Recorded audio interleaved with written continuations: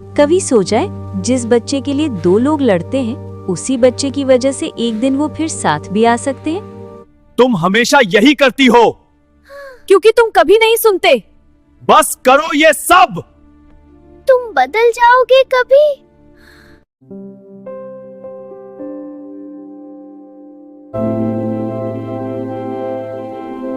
आरव और नंदिनी की शादी को 5 साल हो चुके थे। कभी ऐसा समय था जब उनकी जिंदगी किसी खूबसूरत सुबह की चाय से तुम्हारी वो चाय उड़ाने की कोशिश। हाँ, और तुम्हारा वो मुंह बनाना देखो। अरे वो तो मजाक था। हाँ, लेकिन मजा आया। शादी के शुरुआती सालों में सब कुछ बहुत सहज और संतुलित था।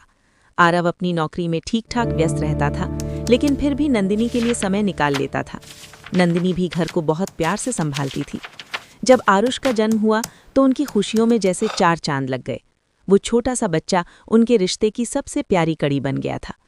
लेकिन धीरे धीरे परिस्थितियां बदलने लगी। आरव की नौकरी में जिम्मेवारियां बढ़ने लगीं। प्रमोशन के साथ काम का दबाव भी बढ़ गया। अब उसे देर रात तक ऑफिस में रुकना पड़ता, कई बार तो छुट्टियों में भी काम करना पड़ता। शुरू में नंदिनी ने इसे समझा। वो खुद से कहती, ये सब हमारे भविष्य के लिए ही तो कर रहा है। लेकिन समय के साथ ये समझ थकने लगी। आरव का घर पर समय कम होता गया। जब वो घर आता तो थका हुआ और चिड़चिड़ा रहता। खाना खाते वक्त भी उसका ध्यान फोन पर होता, कभी ऑफिस के मेल, कभी कॉल्स। नंदिनी उससे बात करने की कोशिश करती, लेकिन उसे अक्सर अभी हमेशा नहीं, यही करते थोड़ा हो। आराम करने मैंने दो कुछ जैसे नहीं जवाब किया। मिलते। झूठ मत धीरे बोलो, धीरे मैंने उनके सब बीच देखा। की बातचीत कम तुम होती गलत गई। समझ रही हो। जो बातें हर बार पहले यही घंटों बहाना। चलती थी, ठीक है, अब माफ कुछ कर दो। मिनटों में खत्म हो जाती, और फिर वो भी बंद होने लगी। नंदिनी के मन में खालीपन घर करने लगा। उसे लगने लगा कि वो इस रिश्ते में अकेली रह गई है। एक रात जब आरव फिर से देर से घर आया, नंदिनी का सब्र टूट गया। वो कई दिनों से खुद को रोक रही थी, लेकिन उस दिन उसके अंदर का दर्द बाहर आ ही गया। तुम्हें अब घर की कोई परवाह नहीं है, उसने गुस्से और दर्द से भरी आवाज में कहा। आरव जो हमेशा पहले ही यही काम करती के हो। तनाव में था, तुमने तुरंत क्या भड़क सोचा उठा। था? और तुम्हें सिर्फ शिकायत अब करनी देख! आती है? कभी सोचा है मैं किस हिम्मत तो हालत में काम सामना कर रही कर! हूँ? मैं मैं शिकायत रुकने नहीं वाला कर रही, नहीं हूँ। बस बात करने की ये कोशिश कर आखिरी रही है। हूँ। नंदिनी की आंखें नम हो चुकी थीं। तो हर बात झगड़े में क्यों बदल जाती है? आरव ने तेज आवाज में कहा। क्योंकि तुम सुनते ही नहीं हो, नंदिनी लगभग चिल्ला उस पड़ी। रात की बहस बहुत देर तक चली। दोनों ने एक दूसरे को ऐसे शब्द कहे जो शायद उन्हें नहीं कहने चाहिए थे। और यही पहली बार नहीं था, अब तो ये रोज की बात बन चुकी थी। छोटी छोटी बातें जैसे देर से आना, फोन पर लगे रहना या घर के कामों में मदद न करना अब बड़े झगड़ों का कारण बन जाती थी। दोनों के बीच का प्यार कहीं खोता जा रहा था और उसकी जगह ले ली थी अहंकार, गुस्से और गलत फहमियों ने। इन सब के बीच सबसे ज्यादा असर पड़ा छोटे आरुष पर। वो सिर्फ 3 साल का था, लेकिन घर का माहौल समझने लगा था। जब भी मम्मी पापा की आवाज़ ऊंची होती, वो डर कर कोने में खड़ा हो जाता। उसकी मासूम आंखों में डर साफ दिखाई देता था। कई बार वो चुपचाप अपने खिलौनों के साथ बैठा रहता, लेकिन उसकी नज़रें बार बार अपने माता पिता की ओर उठ जाती, जैसे वो समझने की कोशिश कर रहा हो कि आखिर क्या हो रहा है। कभी कभी वो रोते हुए नंदिनी के पास आता और पूछता, मम्मा आप रो क्यों रही हो? और नंदिनी उसे सीने से लगाकर खुद को संभालने की कोशिश करती।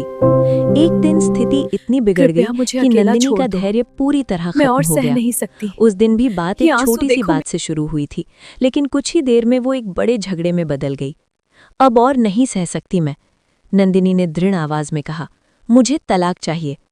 उसके तुम समझ शब्दों में नहीं गुस्सा सकते। था, लेकिन मैं सब उससे कुछ ज्यादा समझता हूँ। दर्द था। फिर भी तुम ये यहाँ फैसला हो। उसने गुस्से में नहीं, बल्कि लंबे समय से जमा हो रहे दर्द के बाद लिया था।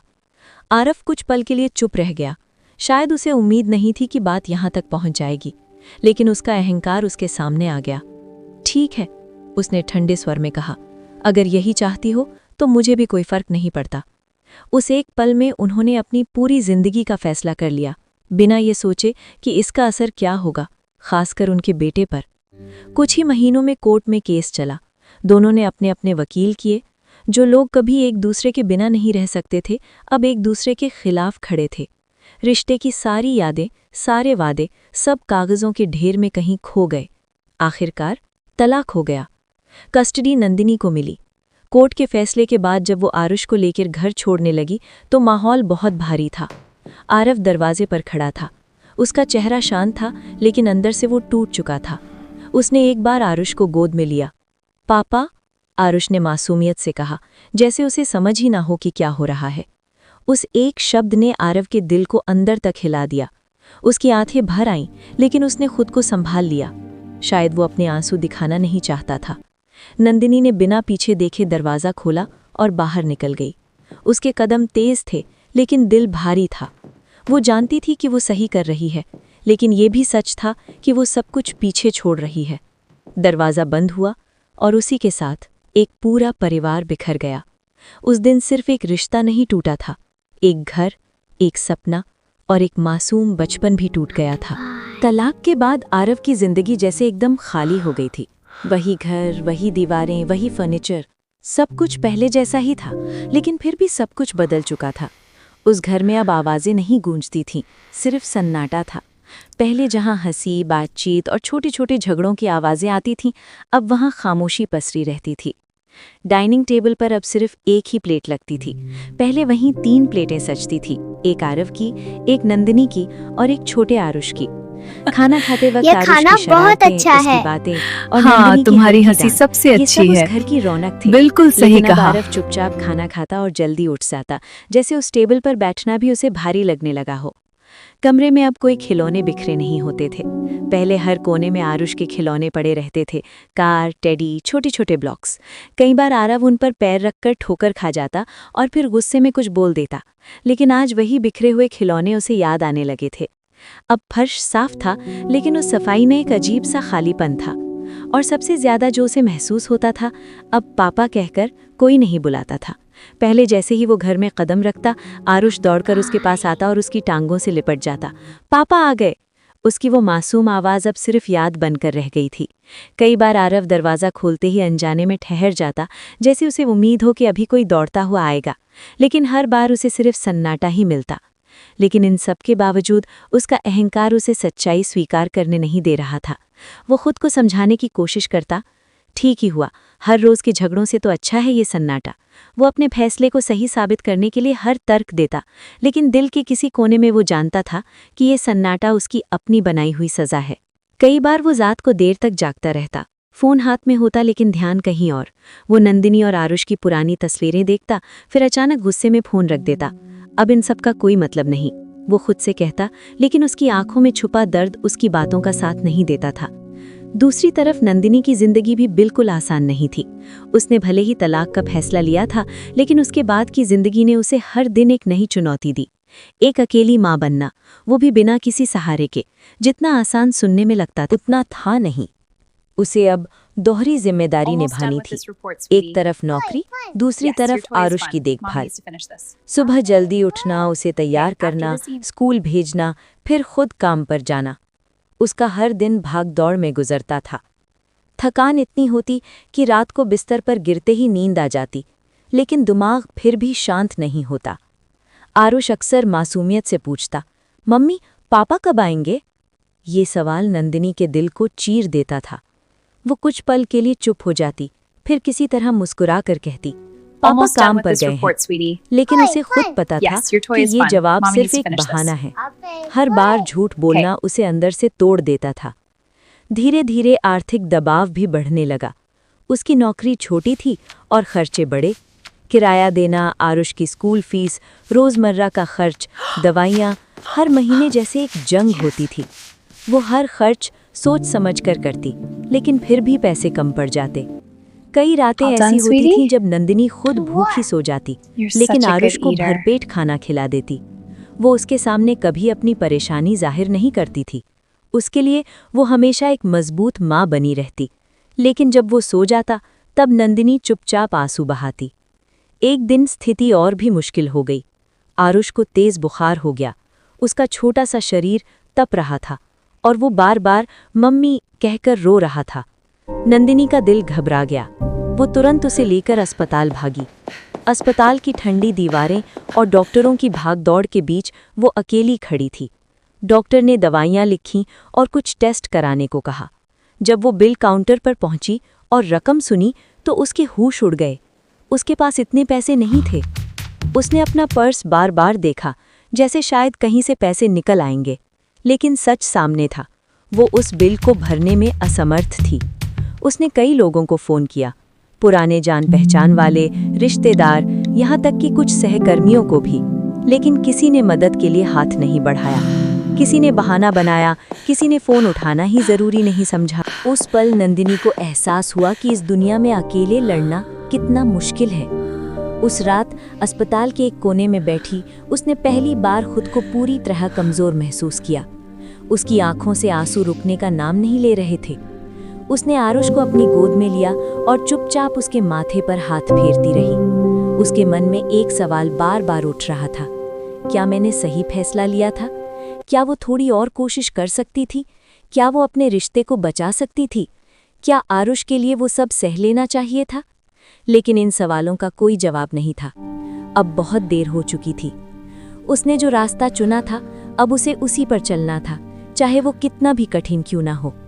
उस रात नंदिनी ने आंसुओं के बीच एक बात समझ ली, जिंदगी अब आसान नहीं होगी, लेकिन उसे हार नहीं माननी है, क्योंकि अब वो सिर्फ अपने लिए नहीं बल्कि अपने बेटे के लिए जी रही थी। 6 महीने बीत चुके थे। समय अपनी रफ्तार से आगे बढ़ रहा था, लेकिन नंदिनी के लिए हर दिन जैसे एक बोझ बन गया था। हर सुबह एक नई चिंता लेकर आती और हर रात थकान और अधूरे सवालों के साथ खत्म होती। उसे ऐसा लगने लगा था जैसे वो एक अंतहीन दौड़ में फंस गई हो, जहां मंजिल दिखाई ही नहीं देती। इन 6 महीनों में बहुत कुछ बदल गया था। नंदिनी अब पहले जैसी नहीं रही थी।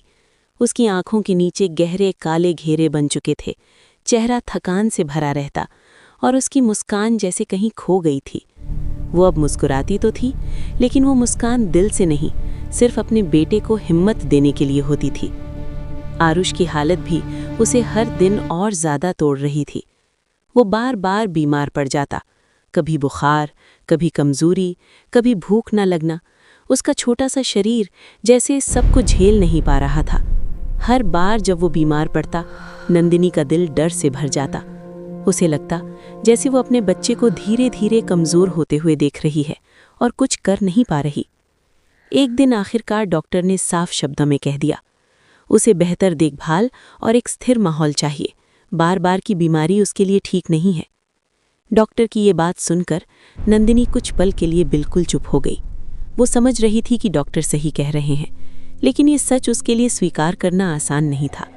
बेहतर देखभाल, स्थिर माहौल, ये सब वो कैसे दे सकती थी जब उसके पास खुद कुछ भी स्थिर नहीं था।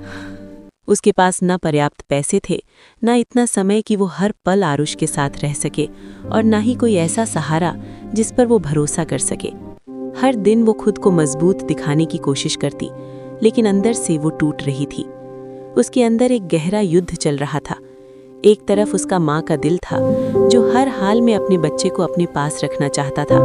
वो उसे अपने से दूर जाने की कल्पना भी नहीं कर सकती थी। आरुष ही तो उसकी दुनिया था, उसकी हर सांस की वजह था।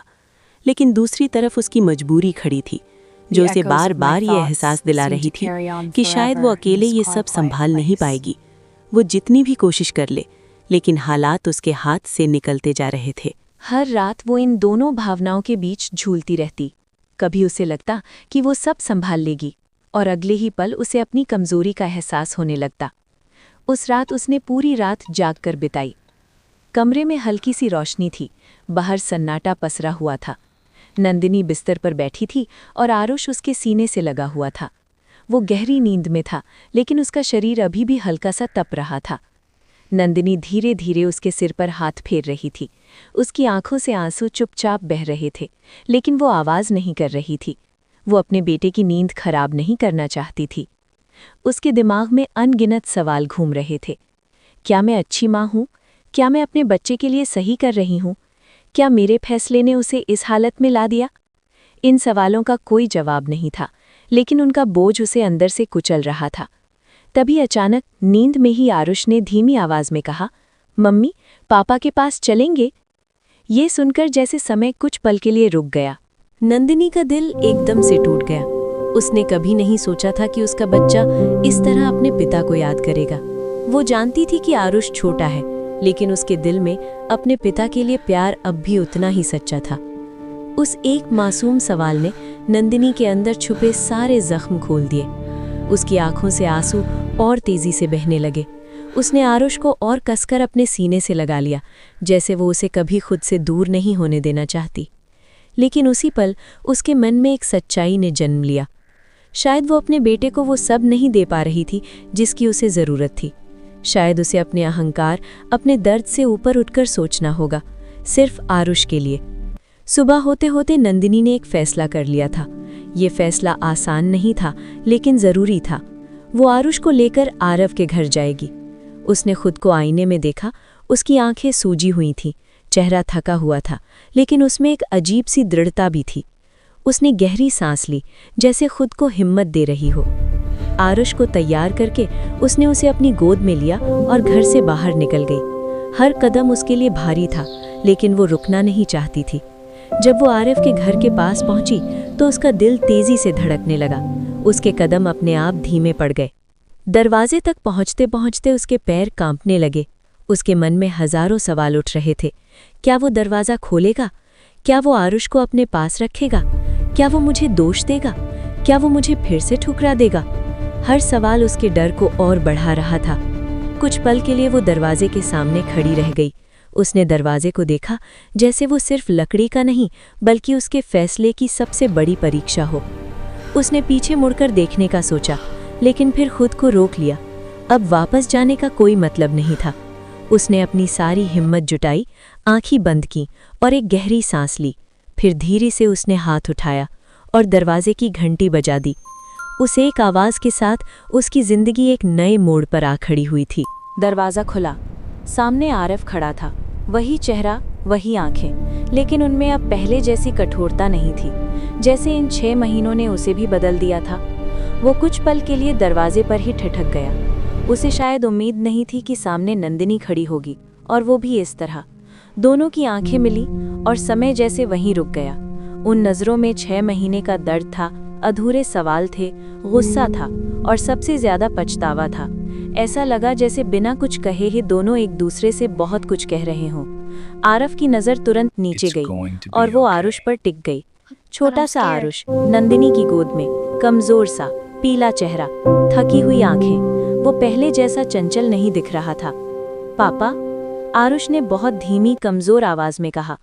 उस एक शब्द ने आरव के दिल को अंदर तक छू लिया, जैसे किसी ने उसकी सारी दीवारें एक पल में गिरा दी हों। उसकी आंखें नम हो गईं और वो खुद को संभालने की कोशिश करने लगा। उसने बिना कुछ कहे दरवाज़ा थोड़ा और खोल दिया। अंदर आओ, उसने धीमी लेकिन नर्म आवाज में कहा। उसकी आवाज में अब पहले जैसा गुस्सा नहीं था, बल्कि एक अपनापन और चिंता साफ झलक रही थी। नंदिनी कुछ पल के लिए वहीं खड़ी रही। शायद वो इस प्रतिक्रिया की उम्मीद नहीं कर रही थी। फिर उसने धीरे धीरे कदम बढ़ाए और अंदर आ गई। घर वैसा ही था, लेकिन फिर भी कुछ बदला हुआ था। दीवारों पर अब भी पुरानी तस्वीरें थीं, लेकिन उनमें जमी धूल बता रही थी कि उन्हें लंबे समय से छुआ नहीं गया। नंदिनी ने चारों तरफ नज़र दौड़ाई। हर कोना जैसे पुरानी यादों से भरा हुआ था, लेकिन वो उन यादों में खोना नहीं चाहती थी। आज वो यहाँ एक मकसद लेकर आई थी। वो कुछ पल तक चुप खड़ी रही, शब्द जैसे उसके गले में अटक गए थे। फिर उसने हिम्मत जुटाई। मैं आरुष को तुम्हारे पास छोड़ने आई हूँ। उसकी आवाज़ कांप रही थी। आरव जैसे एक पल के लिए समझ ही नहीं पाया कि उसने क्या सुना। क्या मतलब? उसने चौंक कर पूछा। उसके चेहरे पर हैरानी साफ दिखाई दे रही थी। नंदिनी की आंखों से आंसू बहने लगे। वो खुद को रोक नहीं पाई।